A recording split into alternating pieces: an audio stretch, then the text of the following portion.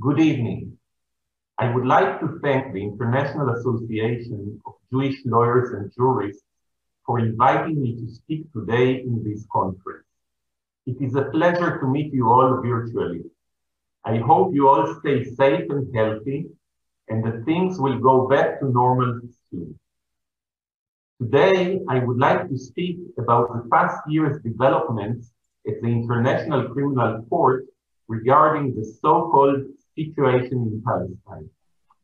As many of you know, the ICC was established to address mass atrocities that deeply shock the conscience of humanity. Israel supported and still supports this noble mission. However, regrettably, the court is far from reaching this goal. Throughout the 18 years that it has operated, the ICC has secured relatively few convictions. It has also spent a great deal of energy on attempts to adopt controversial interpretations which were disconnected from the original intention of the drafters of the statute. Thusly, the court effectively neutralized its own screening mechanisms, invested resources into cases which were clearly outside its mandate, and has rendered itself vulnerable to political interests. The treatment of the ICC prosecutor of the Palestinian effort to embroil the ICC in the complex and politically charged Israeli-Palestinian conflict is a recent example of the problems I just described. On 20 December 2019, the ICC prosecutor announced that she has concluded her 5-year preliminary examination into what she calls the situation in Palestine. The prosecutor did so with a determination that all legal criteria for the opening of an investigation have been met. However, the prosecutor recognized the uncertainty of her conclusion with regard to the unique and highly contested legal and factual issues attaching to this situation. Accordingly, she asked the judges to give her the green light to open an investigation. She requested, in the form of a request for a judicial ruling, that the judges would confirm her position that the scope of the territorial jurisdiction in this situation comprises of the West Bank, East Jerusalem, and the Gaza Strip. This is a highly unusual practice. The prosecutor's request is still pending before the judges of the pre-trial chamber. Israel's position with respect to the jurisdiction of the court in this matter is very clear.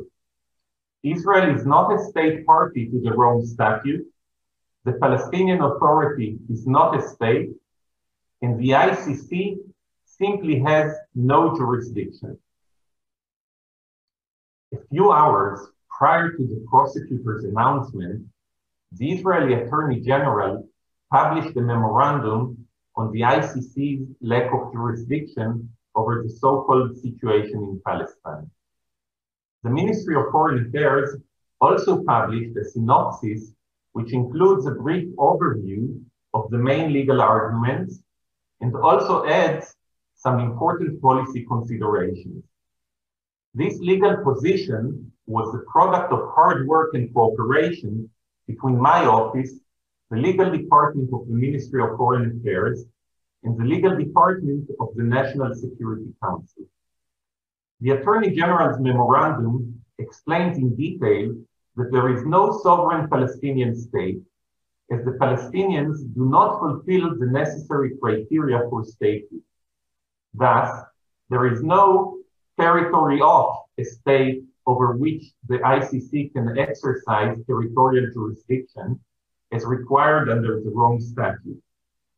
It should be emphasized that according to the court's mandate, jurisdiction is based upon sovereign states delegating to the court their own criminal jurisdiction over their territory and nationals. In that regard, the Palestinian Authority does not possess nor has it ever possessed criminal jurisdiction, neither de jure nor de facto, over Area C, Jerusalem, and Israeli nationals, and thus cannot delegate such jurisdiction to the court. It is also important to emphasize that the alleged recognition of Palestine by some states cannot compensate for the absence of the established criteria for statehood, and that the Palestinians' claim to self-determination must not be conflated with any claim to statehood. Events surrounding the Palestinians' purported accession to the Rome Statute did not settle any of these jurisdictional questions. A serious legal analysis can only lead to one possible conclusion. The ICC has no jurisdiction over this situation. Reaching a different conclusion would require adopting creative interpretation of the factual and legal record, deviating from the accepted approaches in international law in favor of fringe theories on fundamental issues.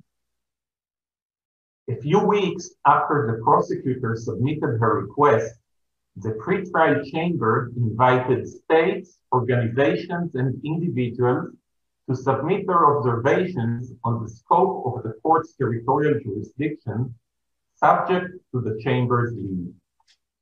Following this invitation, 23 observations supporting the position that the court lacks jurisdiction were submitted. These include 7 states that submitted their own observations: Germany, Australia, Brazil, Hungary, Uganda, Austria, and the Czech Republic. Germany, a state party to the Rome Statute, holds in its submission that the technical act of circulating an instrument of accession cannot determine the status of an entity as a state, and that statehood under international law, or lack thereof, requires an evaluation by the court. In addition, the submissions made to the court also included observations by several organizations and many well-known international law experts. Among the many experts supporting this position were Professor Robert Badinter, former Minister of Justice of France, Professor Erwin Kotler, former Minister of Justice and the Attorney General of Canada, Professor David Crane, former Chief Prosecutor of the Special Court of Sierra Leone, Professor Guglielmo Verderame, a professor of international law, and the well-known Professor Eyal Benvenisti, and Professor Malcolm Shaw. In fact, Professor Shaw's submission is of particular importance in view of the prosecutor's extensive reliance on his work in her submission in order to support her theory regarding Palestinian statehood. Professor Shaw clarified that in his view, the prosecutor's analysis is flawed according to international law. Another significant position that focused on the prosecutor's inaccuracy in her treatment of the Oslo process was submitted by Ambassador Dennis Ross. As it is well known, Ambassador Ross is perhaps one of the most experienced diplomats on the Israeli-Palestinian negotiations. In his submission, he clarified that under the Oslo Accords, the Palestinian Authority does not have and has never had any type of criminal jurisdiction, and that the issue of statehood was effectively reserved for future negotiations. The International Association of Jewish Lawyers and Jurists submitted its observations as well. The association, among other claims, emphasized that jurisdiction is a question of law and that it requires to establish a standard of certainty.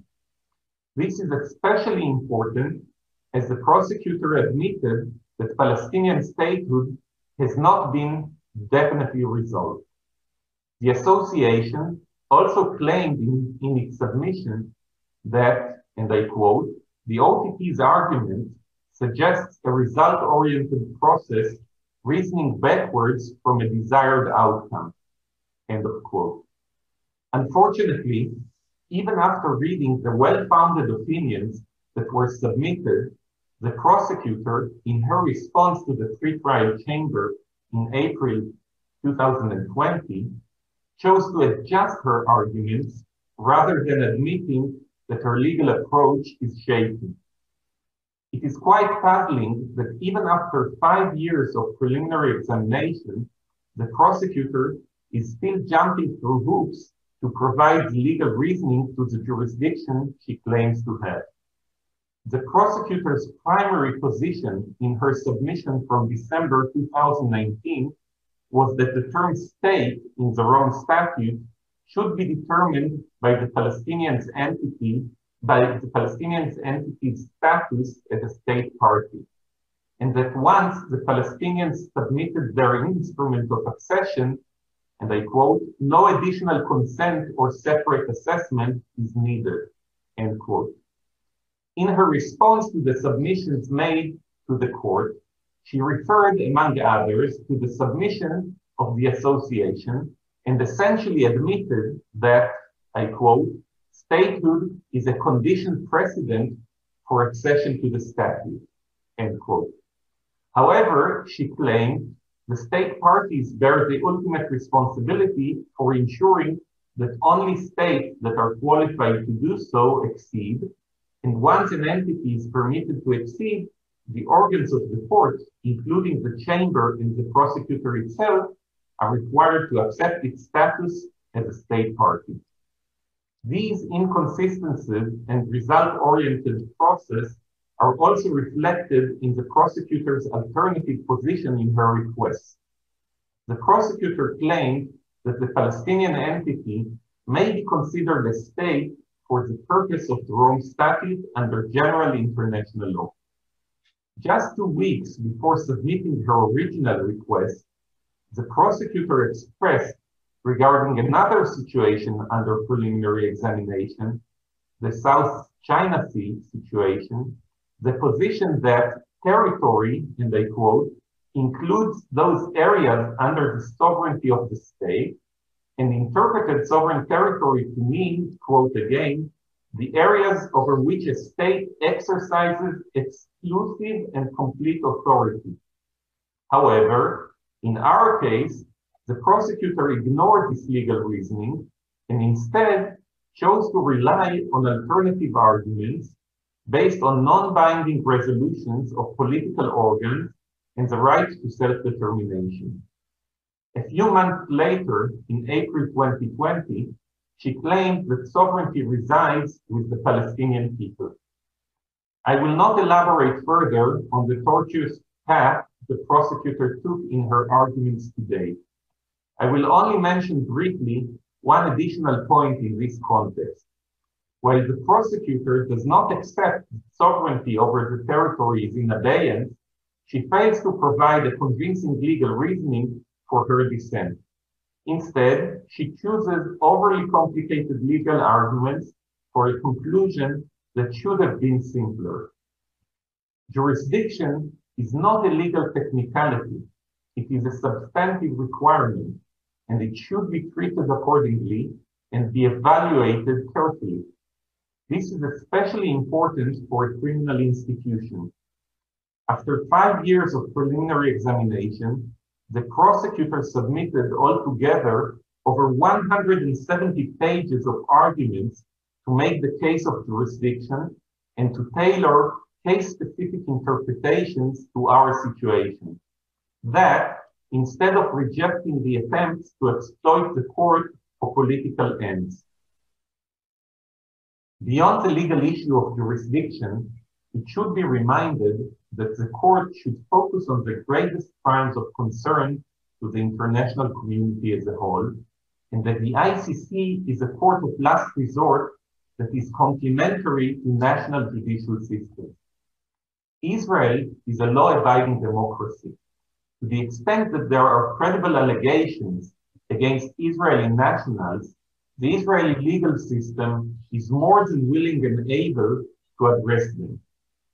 We expect the pre-trial chamber's decision on this issue to be based on a solid legal foundation of international law and on the court's mandate. Adopting the prosecutor's position would harm the ICC's legitimacy and steer it even further away from its original mission and mandate. Finally, the prosecutor's intervention concerns matters that lie at the very heart of the Israeli-Palestinian conflict, interfering with any prospects of future agreements that may come. The court was never meant to replace complex political processes. This is evident in our situation, and especially with regard to the Oslo Accords. These accords are the framework to the parties' relations, and great caution is required to preserve them. We saw in June that when the pre-trial chamber asked the Palestinians to submit additional information on the accords, pursuant to Abu Mazen's declaration that referred to their validity, the Palestinians were cautious enough to avoid declaring the accords to be void. The prosecutor's treatment of the accords in her submissions, including the completely unfounded insinuation that the Palestinians were coerced into the accords, demonstrate the damage that the court's intervention can have on the delicate Middle East peace process. Just recently, historical agreements were reached between Israel and the United Arab Emirates and between Israel and the Kingdom of Bahrain. This is an important reminder that negotiations and agreements between parties are the only way to resolve political disputes. The court's intervention will only make it harder.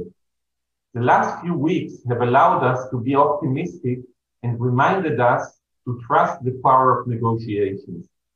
I hope that I will be able to spend my time working on these positive processes in the Middle East and not on ill-founded proceedings in the court.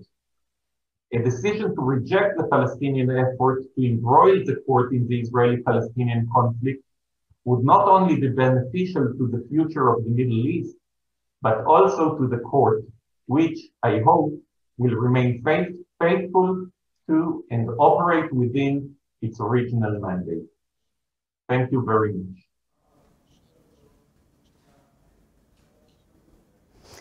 Hi, Roy. Thank you for your presentation. It was very interesting and raised a lot of questions, although I must say that we don't have many questions in the chat. So I'll ask you the question that we did get, and then I have some questions of my own, and they will be tough, so embrace yourself. So the question that we do have is there a process to challenge the impartiality of Ms. Bensouda and to bring about her dismissal from her position for bringing the ICC into disrepute? Yes. Well, I think the court, of course, has various mechanisms that of oversight, both over the prosecutor and also over the conduct of other parts of the court.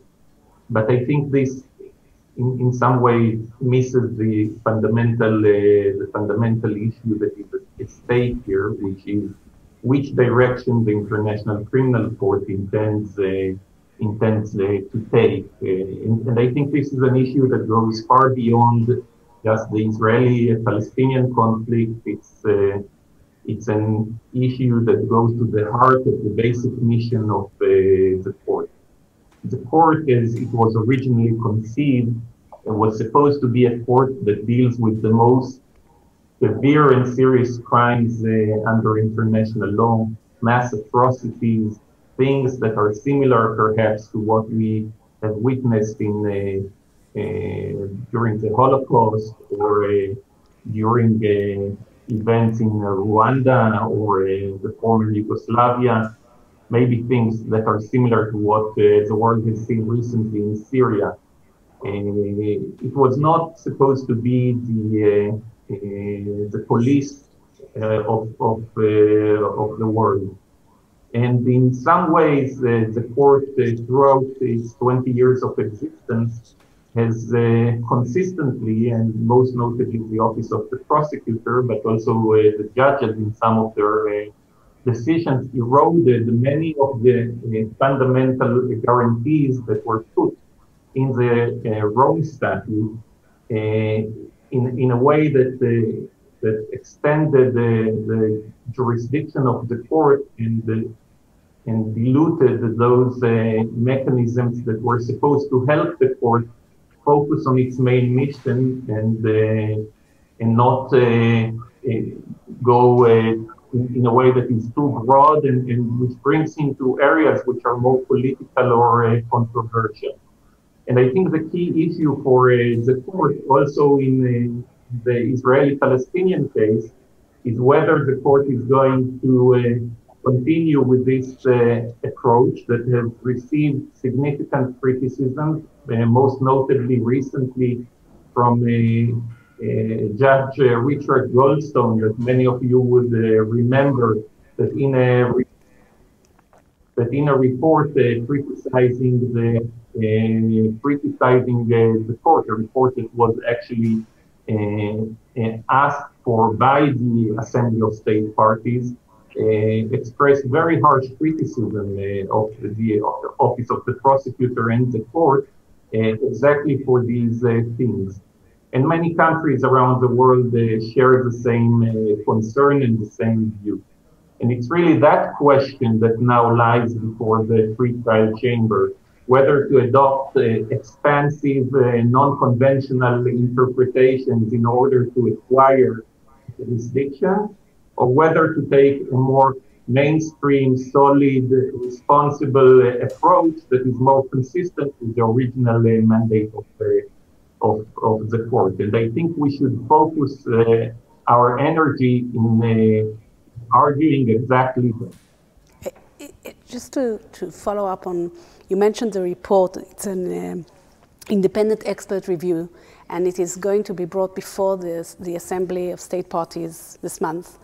Do you think, what are the chances that they adopt the recommendations of the report? And if they do, will it impact the pre-trial chamber's decision, or is it, since it's focused, or how would that play? Do you think they would raise, for example, the gravity, the conditions for gravity as is recommended in the report, if it is indeed adopted by the state parties?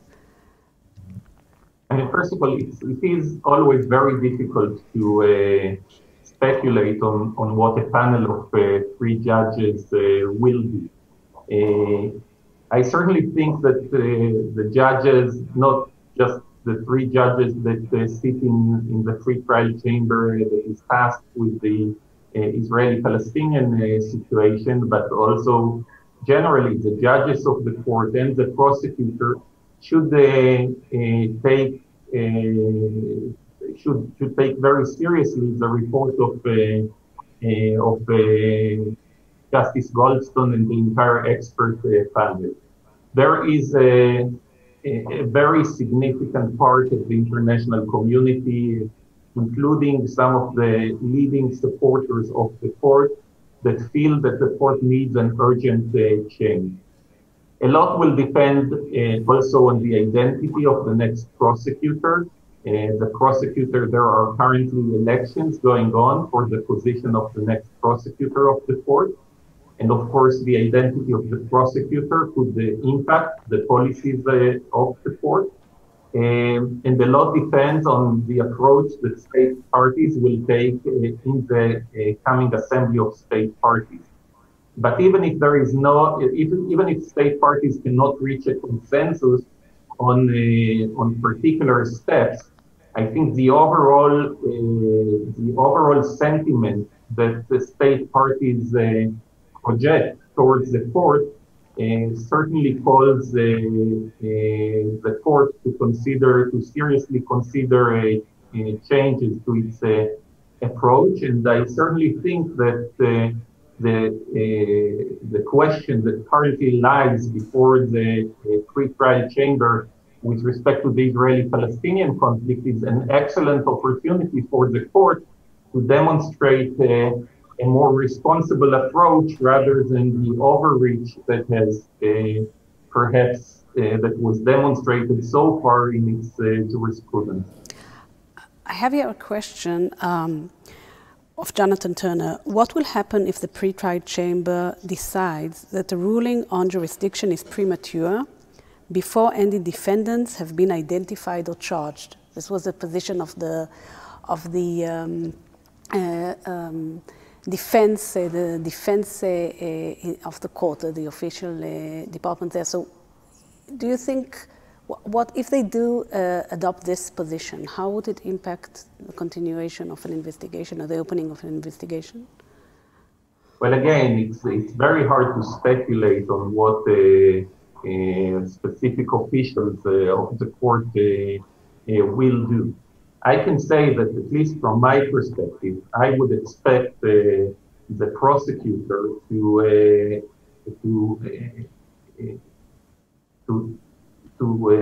have investigations, certainly at the ICC, with a very solid basis for jurisdiction. I think that the prosecutor herself, in approaching the pre-trial chamber in this very unconventional procedural step, demonstrated that she herself does not feel completely convinced that the court has jurisdiction, because if it was so easy and clear-cut, I guess she would have just decided the matter. And I think that if the court declines to provide an answer, in my view, the prosecutor should then take the cue and close the case. I don't think that the court should proceed on the basis of very debatable jurisdictional claims. In my view, which I think is fairly detailed in the Attorney General's memorandum, claims that are that have a very weak legal foundation. There is a question here about why isn't Jordan brought into the case, since the territory was controlled by Jordan. I will ask maybe a little bit a different question. You could answer that, but what about the Palestinians? Do you think they will also, if there is an investigation, how will it impact them, the Palestinian Authority and the Hamas? I think, in my view, the prospect of an investigation is not good for all of us here in the Middle East. First of all, I think it must be quite clear that if there is an investigation, the real war criminals should be investigated, and this includes, of course, Hamas and the Palestinian Authority. I think that various complaints have been brought to the court with respect to officials of both Hamas and the Palestinian Authority. But I think that from the perspective of our efforts to achieve reconciliation and peace in the region, I think that a narrative in which both sides begin to blame each other in war crimes and try to do that with proof in an international criminal court only gets the more extreme people more powerful, only gets the more extreme narratives to be heard and have the focus, and instead of actually promoting peace and resolution. And I think in that sense, it's not good for anyone in the region to get ourselves into that type of a conversation.